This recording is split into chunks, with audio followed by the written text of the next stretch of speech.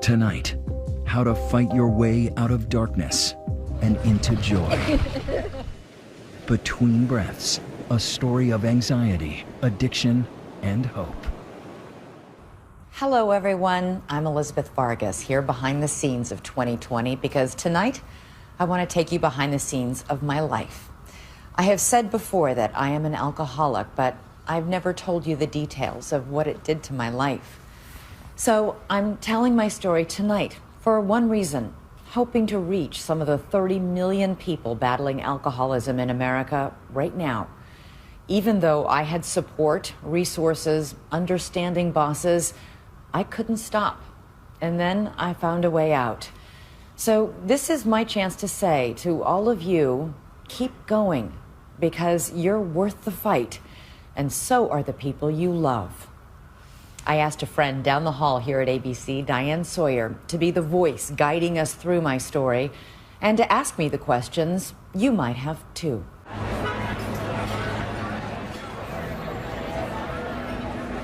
When you're walking up the street and it's a beautiful evening and all the people are out at the sidewalk cafes and wine bars enjoying these lovely, beautiful glasses of wine, I don't look at them and think, I want one.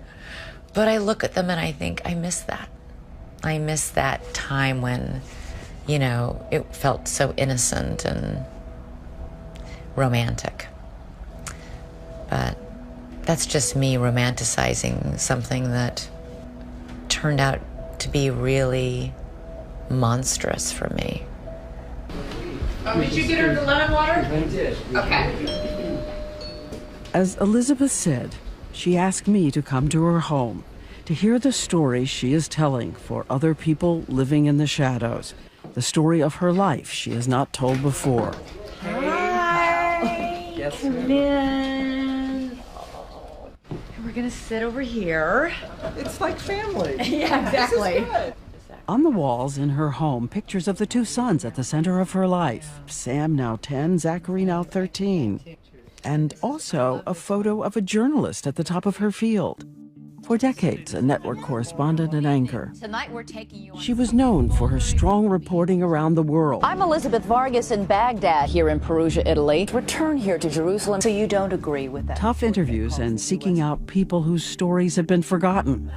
There she was, relaxed on Good Morning America. We're breaking in And so steady in live breaking news events, Elizabeth Vargas is here. she took over the anchor chair from Peter Jennings on 9/11. Thanks, Elizabeth, very much. This is, as Peter just said, ABC News continues. So here we are, two TV news colleagues who work down the hall from each other, getting ready to go on camera. Only one of us was about to open the door on a secret life, the one that was pulling her into the darkest depths of the ocean. She says it's an act of grace that she is alive tonight. We're ready. Stand by for you. We're all quiet? Yes. You wrote, I finally found a place of grace. Yeah. Every moment of happiness is like, thank God, this is so amazing. And I took it all for granted then. Back when she was drinking so much, she could not find an exit. There are days when you wake up and you feel so horrible that the only thing that will make you feel better is more alcohol. And that's when you're in the death spin. You know, that's when people die. How close did you come to dying? I, on one occasion, had what I know to be a lethal level of alcohol in my blood system. And even that didn't scare me into stopping. Can you believe it?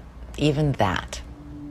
And she says she was just one of the millions of Americans locked in a battle with alcohol tonight, even though from the outside she seemed to be living a golden life. But I mean, people can look at you and say, you're so lucky, really. I am lucky. I am lucky. Look what you have, look what you do for a living, look how you look at your life. It's not like other people's problems. First of all, yes, I am. I am so lucky to have my two amazing children and to have this amazing job and to have resources for people to help and resources to be able to go to treatment. You're right, I am lucky.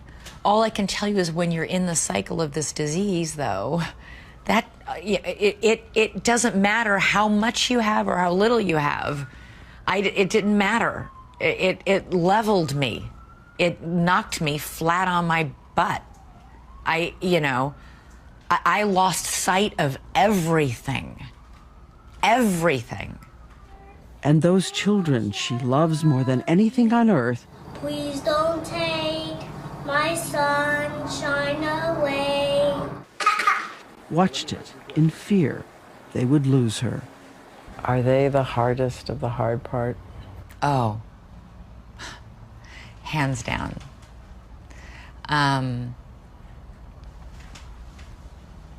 Yeah, that's,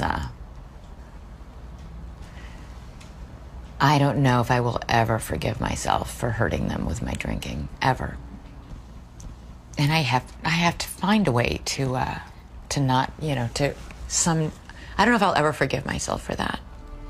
And so she says that is why she's talking tonight. And she's written a book for all the millions of people like her and their families locked into this same wrenching journey. She writes, we are your wives, your mothers, your daughters, your sisters, your children, your colleagues, your employees. All of them once just children with no idea what was ahead. Like the shy, curly-haired little girl. She says she was an Army brat whose family had to move through 14 homes, 9 Army bases, 8 schools. She says when she was still very small, she started suffering from daily profound anxiety, even panic attacks. But with Army discipline, she willed herself to hide her fear and panic from everyone else through college. Police say both men. And then starting as a local reporter out west. And because I'm basically so insecure and anxious and afraid, I never, ever in my life learned to reach out for help. Ever. And it was in local news that for the first time, she says, she found a kind of magic potion that helped with her anxiety. After work, the news team headed out to the bar, and a couple of glasses of wine became her new best friend. It was like, I finally feel relaxed. I think I wrote this in the book. Everybody looked prettier and smarter and was more interesting, and me too. All my insecurities would sort of fade back. And tonight, this staggering statistic. Nearly 63% of women in trouble with alcohol say they are fighting anxiety. More on that dramatic connection later tonight. But as her story begins, Elizabeth Vargas says she was just a social drinker who had no idea that alcoholism would slowly take over her body and her life. Later in the broadcast, she'll show you the indelible evidence of her dangerous destination. It was captured on camera. There's a real temptation when you've, to whitewash what you did. It wasn't as bad as everybody says, or it wasn't as bad as I remember. And for better or for worse, I have recordings of myself on TV and audio recordings that remind me how bad it was. Coming up next, a network anchor begins a secret life that will nearly destroy everything until she finally makes her way back to joy and hope.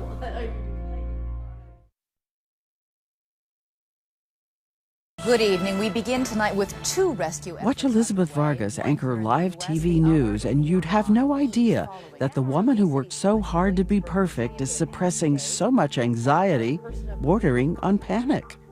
I remember anchoring the evening news, and every single night when Michelle, and I love Michelle, the floor manager, when she would count down, I hated it. 2 minutes. 2 minutes! And, my heart would start pounding. 1 minute!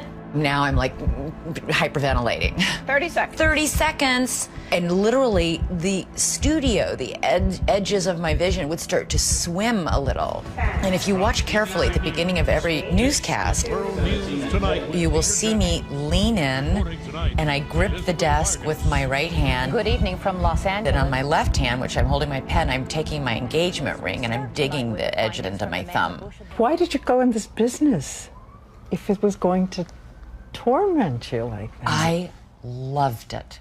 I still love it.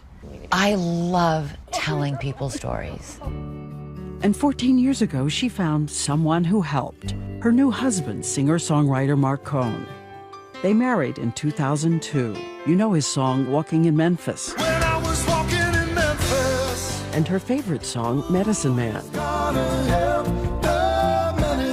I love that song. For the first time, she confided to someone her deep insecurities. He calmed her anxieties by singing her to sleep. But even before they married, he noticed she was also drinking at night. He thought I drank too much. And I remember him, he was angry when he said it, and grabbing my arm and saying, "You have a problem with alcohol."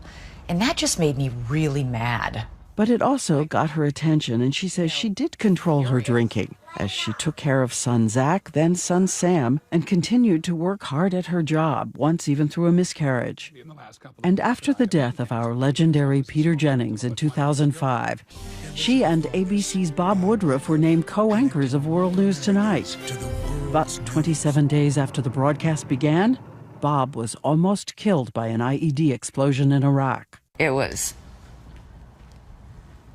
devastating, devastating to everybody who worked there, and I felt like I was in a hurricane of life. She says she tried to continue alone, carrying the mantle of the broadcast as solo anchor.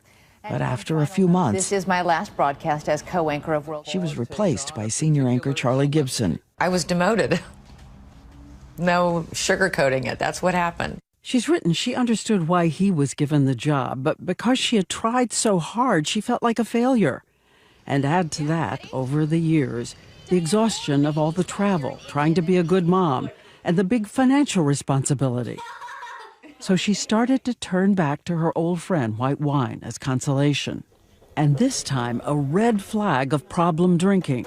She began keeping the amount a secret. I would stop on my way home from work, you know, and have a glass of wine or two at a bar, and then alone, feeling really pathetic. You know, I would actually pretend to talk to somebody on my cell phone. Oh, it's okay. Oh no, I'm just here waiting for you. No problem. Take your time. I'll be right here. You know, like this whole facade, and pop a couple Altoids and hope you didn't come in breathing white wine fumes when you greeted the kids. But as time goes by, her husband seems to be pulling away. Her glasses of wine at night are becoming entire bottles, and he knows. And it made all the real problems we needed to discuss and work through frivolous in comparison. You know, what do you want to talk about? Why don't you ask me about how my day is? Or why, you know, why aren't you support me more? Why are you drinking 2 bottles of Chardonnay every night? You know, I've just gone and changed the narrative in a pretty dramatic and destructive way. At the end of her glamorous day at work, she would head into the bathroom sink, where she's hiding bottles of wine. Looking at myself in the mirror, thinking, this is who I am. Sneaking into my own bathroom to gulp down, you know, from my toothpaste cup, you know, a half cup of wine so I can get through another hour feeling good. Soon another red flag, uncontrolled binges on vacation. Her sister Amy had no idea that Elizabeth had a problem with drinking until they took a holiday trip together with their kids, the summer of 2011. It was in the middle of the afternoon and she was drunk. And she told me that she drinks too much because she was so unhappy. Amy tries to intervene, but Elizabeth insists she can handle this on her own. She's not an alcoholic, she's just having a rough time. And after all, she is still flawless at work.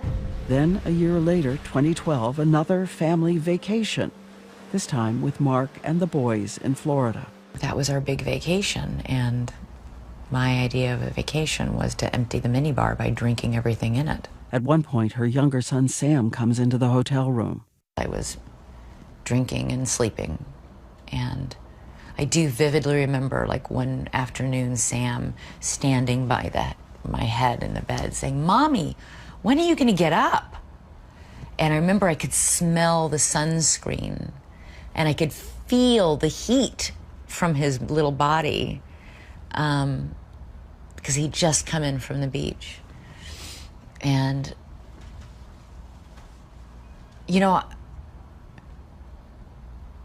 I would die for my children, Diane. I wouldn't give a nanosecond's worth of thought to die for my children, to kill for my children. But I would die for my children. But I couldn't stop drinking for my children. Ahead, her first attempt to reach out for help, and the day she almost dies and a stranger saves her life.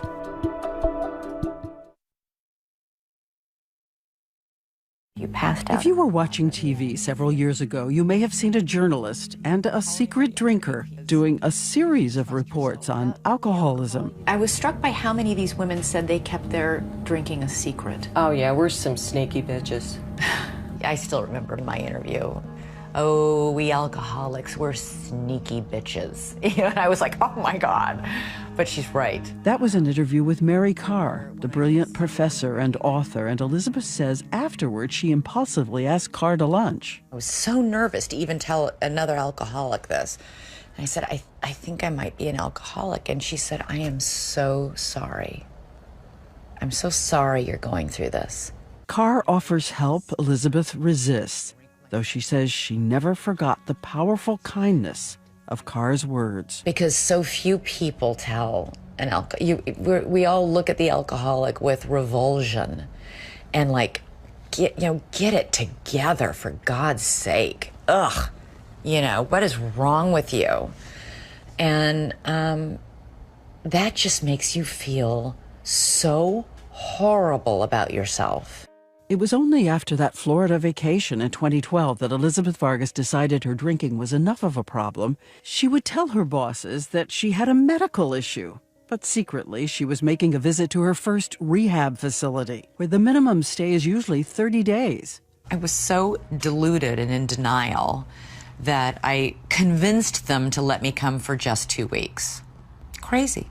Yeah, crazy. Denial's a big part of my story. Crazy. A few weeks after leaving, she starts drinking again.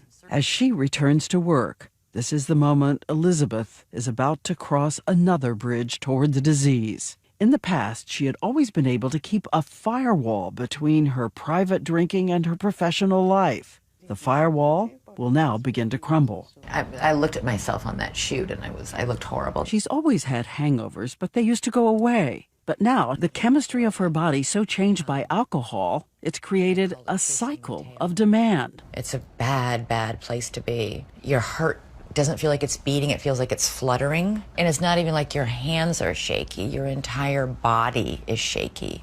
You're shaky inside. And the only thing that would stop it would be to drink some more. And as you watch what happens next, we have something important to point out. There are no scenes of Elizabeth Vargas ever drinking on live TV at ABC News. Her drinking creeps into her work when she is recording on video. I drank that day because I was shaky, it was horrible. It was an interview with a famous singer. Remember, for 30 years, Elizabeth Vargas had always been so crisp and in control.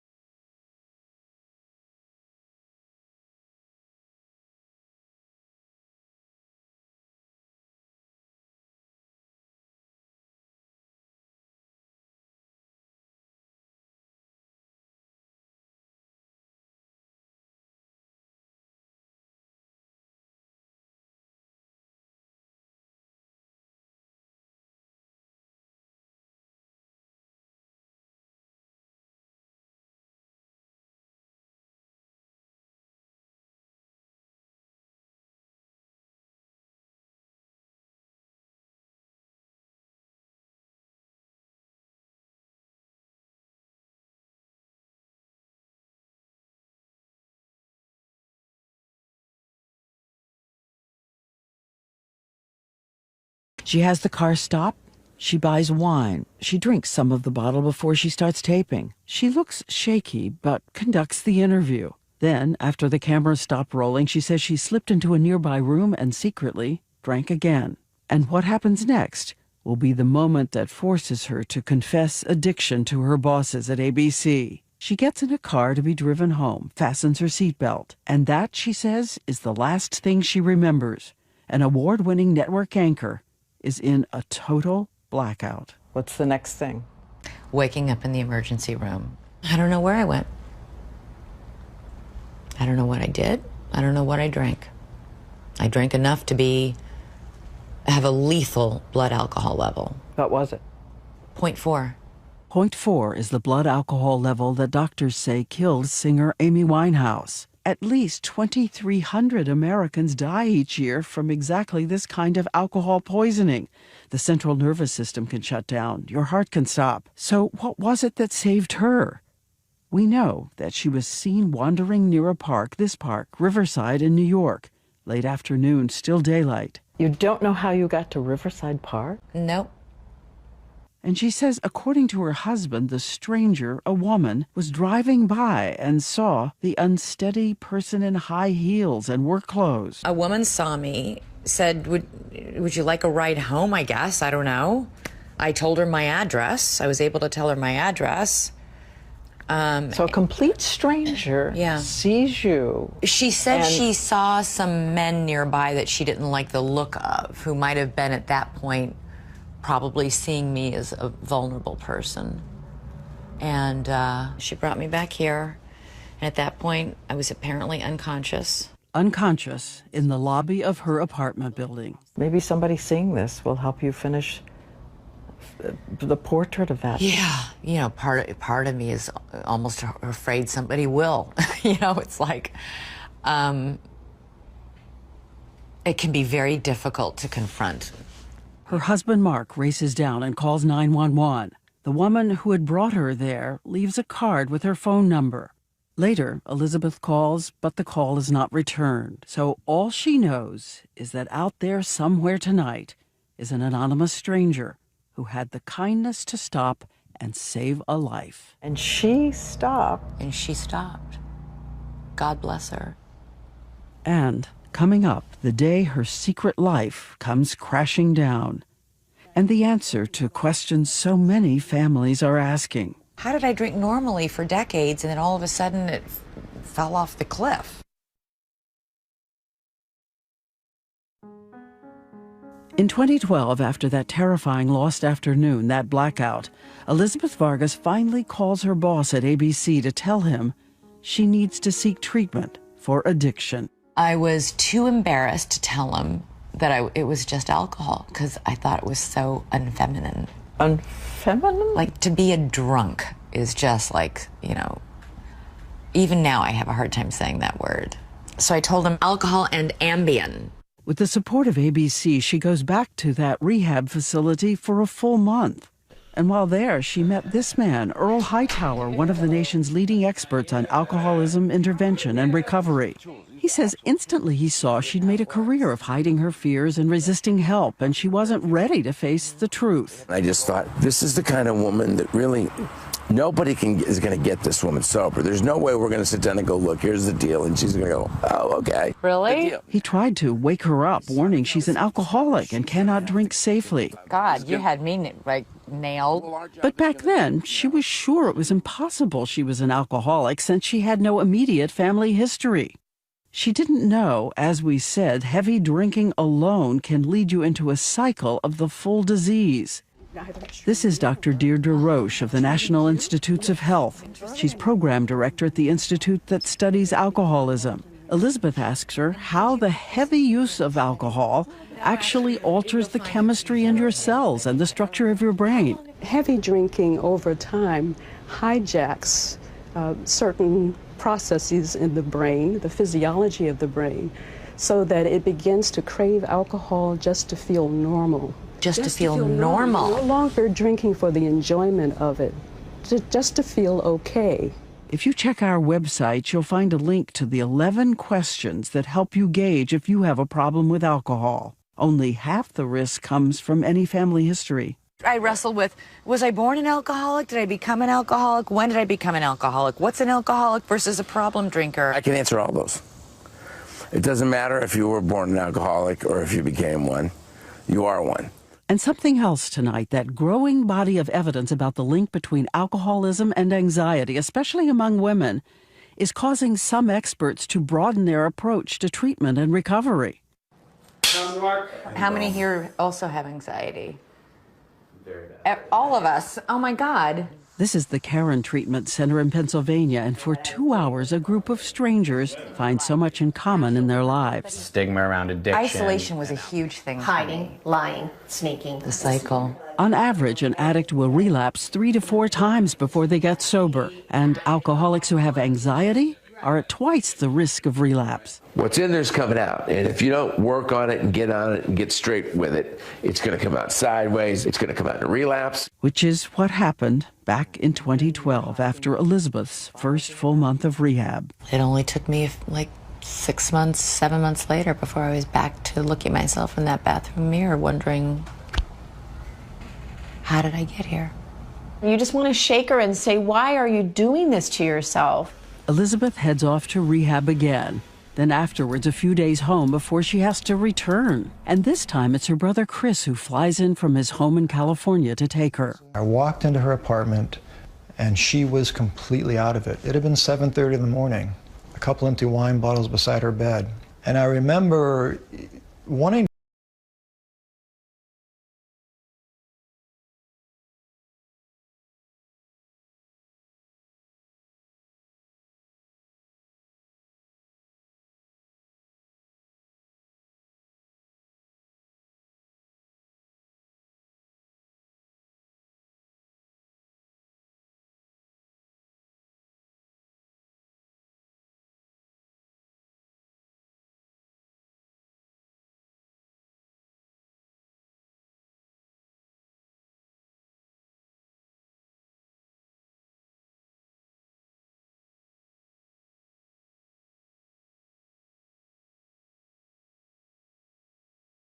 Who's going to help the medicine man? He can't save her from herself no more.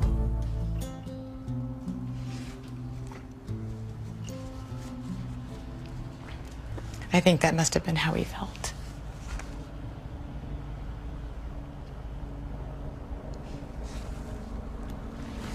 Because he couldn't save me. I could only save me. Her favorite song, now the soundtrack of so much regret. And it's about him being unable to help her. And coming up, the tape of herself she could not bear to listen to until the day of this interview. And for everyone who hits rock bottom, the promise you can turn towards hope.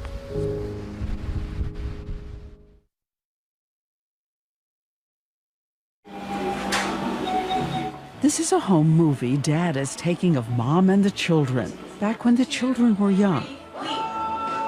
Back before they watched her fade into the alcohol that was carrying her away. Did you ever endanger them? No. Are you sure? I don't think so, no. I never drove under the influence. Never? No. I don't own a car here. But let me just say something. No. Because I didn't physically endanger my children doesn't mean I didn't devastate them or put them in danger emotionally or psychologically. Like that last time in 2014. She's back to work. Her husband, Mark, is now filing for divorce. So she decides to take a vacation, renting a house on the beach in California and taking someone with her to help with the children full time. It all seems so glamorous and privileged, unless you know the unraveling inside. It's her youngest son's birthday. You were going to make a coconut cake, Sam's favorite. I had that whole vacation planned, and it was his birthday, and I bought him a little iPad mini and wrapped it all up in shiny gold paper, and I don't think I gave anywhere near the thought I needed to give to how hard that would be for me alone. And I drank. I drank again. And I ruined it.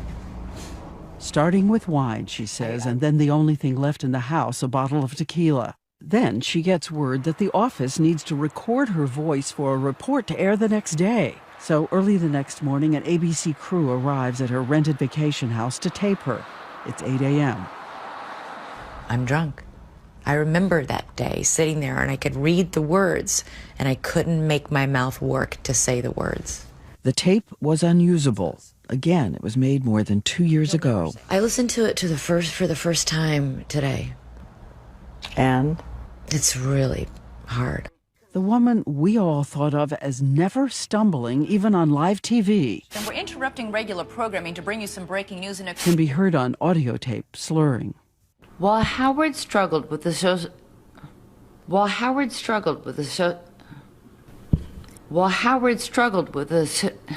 I can't say it. She's unable to master simple words. Tourette syndrome. Tourette syndrome. I hear the struggle. I hear the alcohol. I literally felt sick to my stomach, but I'm glad I listened to it. Why? Because I never want to be there again. She was drinking so much her children, her boys, were terrified with worry that she might die and pleaded with her to stop. 3,000 miles away, her bosses at ABC are alerted urgently that Elizabeth is drinking again. She's coherent enough to call her sister and say, "I'm in trouble." And it was the first time that she called and said, "I need help." And I'll never forget that.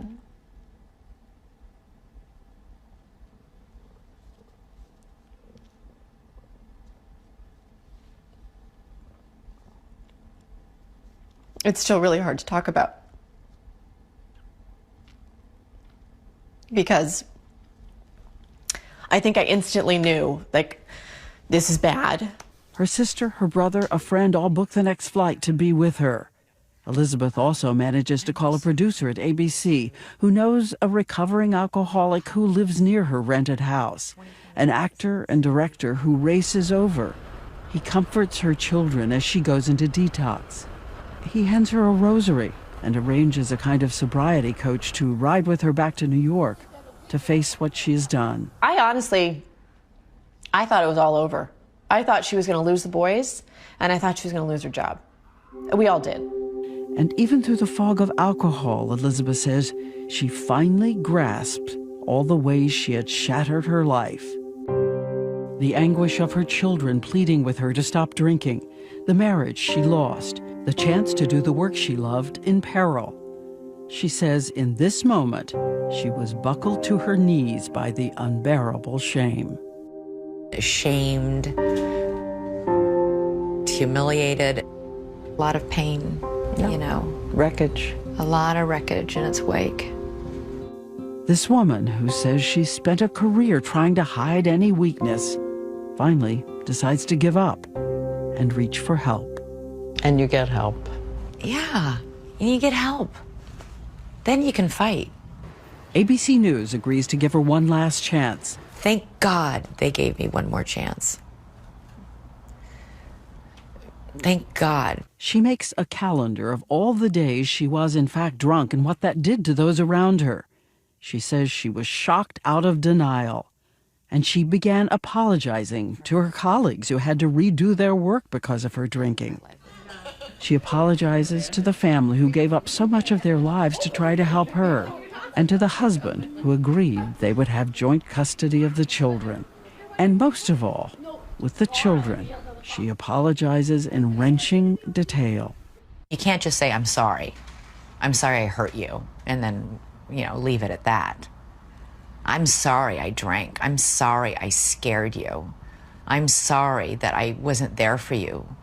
I'm sorry I fell asleep and missed your recital. I'm sorry. I'm so sorry. And she says it's her promise to them to spend every day of her new life trying to be the mother she always wanted to be. What is it you most want your children to say? What's the thing you'd most love to hear from them?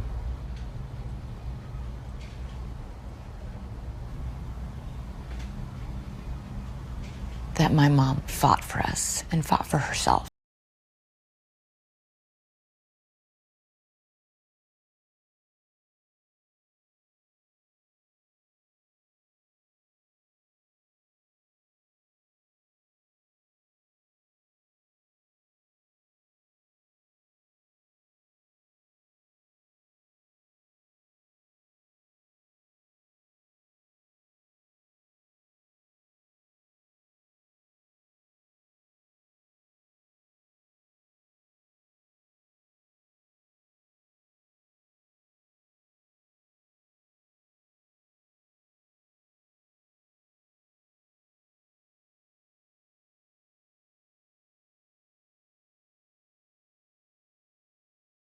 She loves. Hi, Tim. I'm Elizabeth. The breaking news reports. And now, the personal story she hopes will help someone else. It has been more than 2 years since she pulled herself back from that abyss. You say, people are going to say, this book is too soon. Oh, I'm sure. You haven't been sober long enough for this book. Could they be right? You know, absolutely, sure. But when's the right time? There's no guarantee that I can stay sober for 2 years, 5 years, 10 years, 15 years. The truth of the matter is every single alcoholic only has today. None of us knows what will happen tomorrow. We all do everything we can today that tomorrow we won't pick up a drink, but we really only have today. Now she attends meetings, support groups, and has learned if she's ever out someplace she feels tempted to drink, she has to leave. And she also makes time for meditation to tame all that old anxiety. Do you still have triggers? Hunger, anger, loneliness? Hungry, angry, lonely, tired. For me, Tired. Anger. Right. And is there something specific you know to do? Pick up the phone and call somebody. And by the way, I've also learned something new in doing this story. Unless an alcoholic in recovery volunteers the exact number of sober days, don't ask. Their accountability is not to us, it's to themselves and those they love. But you don't count the days of sobriety, or do you? I do, but that's something I keep to myself. Why? If I were to talk about it openly, like on national television, it feels like I jinx myself in a way. I don't know. And today, that woman who used to be so afraid of showing any imperfection says she likes to begin each day with an anthem to humility and acceptance. It's a song by Leonard Cohen, a prayer for the broken places and the light that can shine through. From this broken hill, I will sing to you. There's a favorite saying I heard that was, when you pray to God, there are 3 answers. And one is yes, not now, and I have something better for you. If there is a choice. So the sun is going to be setting on us here. Yeah. Yeah. Another good day. And you know what? At the end of the day, when I'm in bed, it's another thank you, God, for this day. If it be your will. And I am so thankful for all these new days and all of your encouragement. And for everyone watching, we did want to say, if you think you have a problem with alcohol, or if you know somebody who does, you can go to our website at abcnews.com and get all the resources for help. And I want to remind everyone that your book is in the stores next Tuesday, and it is called Between Breaths. And along the way, you told me that in this journey, it meant so much to you to get voicemail messages from your friends. We want you to know we have a few new ones for you tonight. That is so nice, and they did mean so much to me. So send messages of support to the people in your life as well. Please do. We'll be there reading them, and we say good night. I'm so proud of you. That took a lot of courage. You should be proud. You rise. We are rooting for you every single day. I've always been behind you and in front of you 100%. Love you. I love you. Thank you so much for what you're doing. And we know how much those boys love their mom. and we love you too.